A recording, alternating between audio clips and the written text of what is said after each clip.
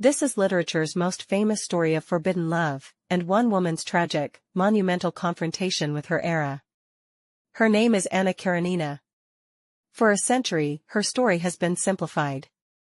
Today, we move beyond moral judgment and reductive labels. Let us return to the steam-filled Moscow station of the 1870s, to that fateful glance, the moment Anna's eyes meet Count Vronsky's.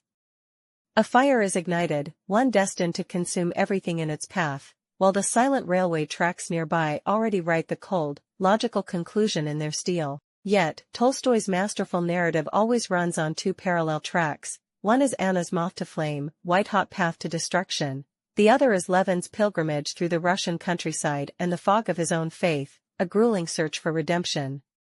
Why does a love so passionate and sincere ultimately transform into an all-devouring abyss?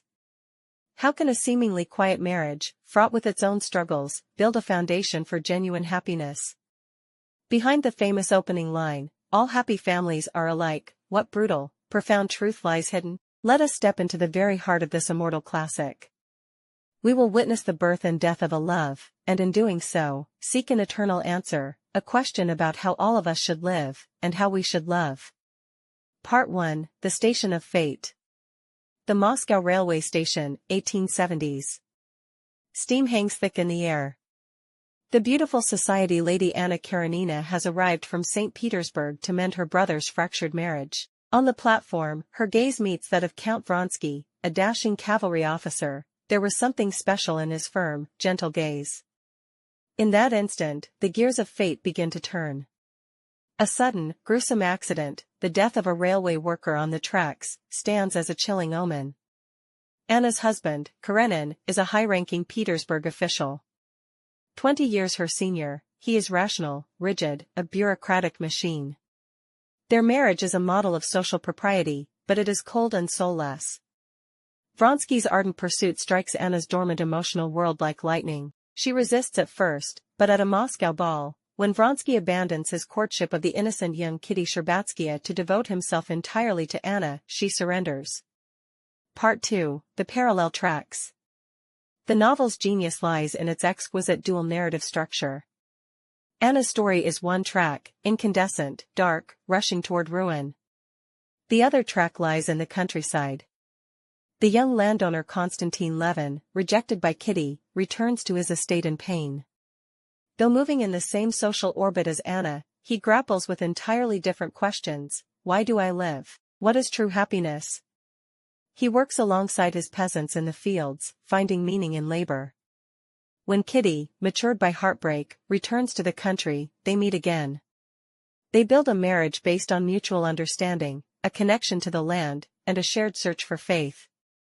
With these two lines, Tolstoy maps the full panorama of human existence. One, the blazing path of emotion and desire, the other, the pilgrim's road of morality and spiritual seeking. Part 3, The Fall and the Torment. Anna and Vronsky's affair becomes the scandal of high society. Karenin's offer of forgiveness proves a more cruel punishment. He demands Anna maintain the appearance of their marriage, imprisoning her in a cage of hypocrisy. After nearly dying in childbirth with Vronsky's daughter, Anna, on her sickbed, begs for Karenin's pardon. For a fleeting moment, a divine spark of humanity glimmers between the three. But upon recovery, the lie becomes unsustainable. Anna abandons her husband, her beloved son Seryoza, and her social standing to flee abroad with Vronsky. Under the Italian sun, they find brief happiness. Upon their return to Russia, the destruction begins. Society shuts Anna out completely, while welcoming Vronsky back. Vronsky chafes against his stifled ambitions. Anna is consumed by the loss of her son. She grows increasingly possessive, having staked her entire existence on love and now demanding an equal, absolute possession in return. Suspicion and jealousy gnaw at her soul. Meanwhile, Levin's marriage is no fairy tale. He battles a deep fear of death, crises of faith, and frustrations with his estate. His happiness is not given, but painfully built, forged through constant struggle, thought, and effort in the muddy reality of life. Part 4, The End of the Line. Anna and Vronsky quarrels escalate. She feels him cooling, while she is left with nothing. One dusky evening, she drifts to the railway station. Everything is lies, everything is falsehood, everything is deception, everything is evil. The same trains that first brought them together now roll into the station. I will punish him and escape from them all and from myself. In her final moments, clarity strikes. Her love for Vronsky has never died, but that very love has burned them both to ashes. God, forgive me for everything. With a deafening roar, Anna throws herself beneath the wheels. A life that once illuminated society is extinguished on the cold rails. This is not mere suicide for love.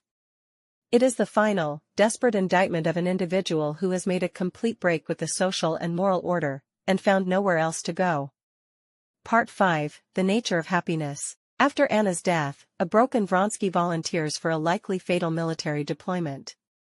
Karenina takes Anna's baby daughter. Society finds new gossip. It is as if nothing happened.